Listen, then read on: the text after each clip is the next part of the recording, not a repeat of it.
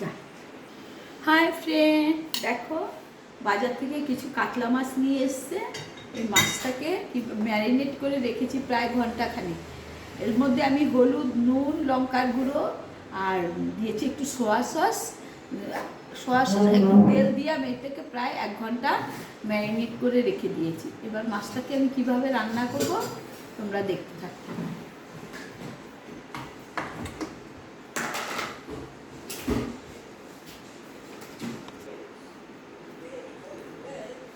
মাছটাকে আমি ভেজে নিচ্ছি প্রথমে।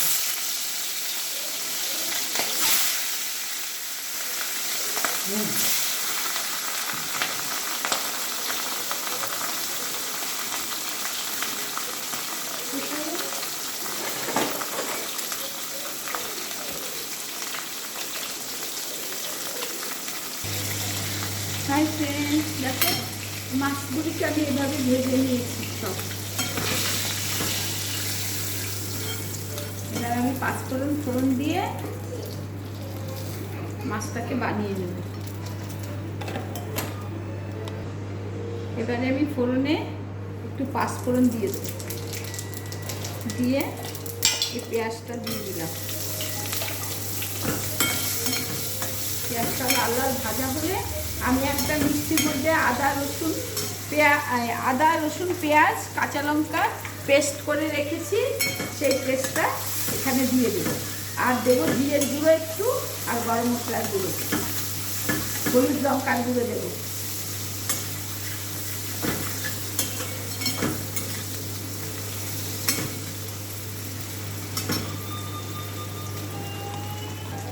এই যে দিয়ে দেবো হলুদের গুঁড়ো, লঙ্কার গুঁড়ো, জিরের গুঁড়ো। একটা বাটির মধ্যে আমি এই গুলে রেখেছি, জল দিয়ে রেখেছি, এইটাকে আমি দিয়ে দেবো। পেঁয়াজটা আমার ভাজা হয়ে গেছে, এই যে মশলাটা আমি দিয়ে দিচ্ছি। এখানে জিরের গুঁড়ো আছে, গরম মশলার গুঁড়ো আছে, হলুদ আছে, লঙ্কার গুঁড়ো আছে, আর সামান্য ধনের গুঁড়ো, আর একটু আদা রসুনের পেস্ট দেবো।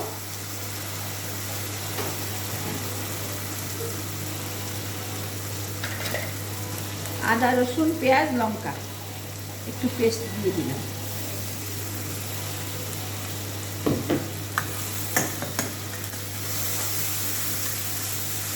এটা ভাজা হবে যখন, দিয়ে দিলাম একটু আন্দাজ মতো নুন। এখানে আমি একটা টমেটো কেটে দিয়েছি, ওটা দেখানো হয়নি। টমেটোটা এরকম গোটা গোটাই থাকবে, এভাবে গোটা গোটা থাকলে সেদ্ধ হয়ে যাবে টমেটোটা, কিন্তু এখানে টমেটোটাকে আমি ভাঙবো না, তাহলে খুব ভালো লাগবে। এই যে মশলাটা কষানো হয়ে গেছে, আমি একটু গরম জল দিয়ে দেবো। একটু গরম জল দিয়ে দিলাম।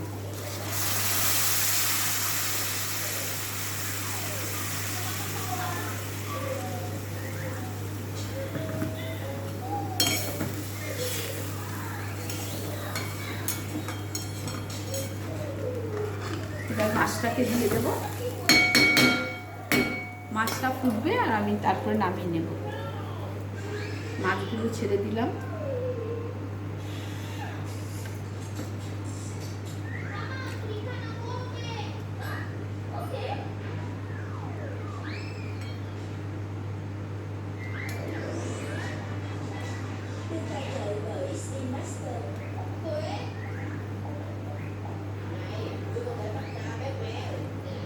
সব মাছটা দিয়ে দিলাম, এবার একটু ফুটবে, পরে আমি নামিয়ে নেব। এইভাবে কাতলা মাছ রান্না করে খেয়ে দেখবেন, খুব ভালো লাগে।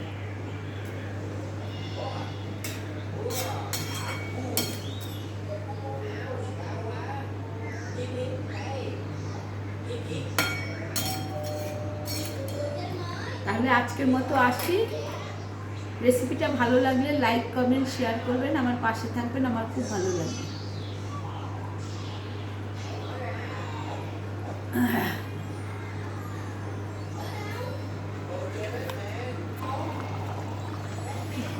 মাছটা রান্না আমার কমপ্লিট। এভাবে কাতলা মাছ রান্না করে খেয়ে দেখলে খুব ভালো লাগে।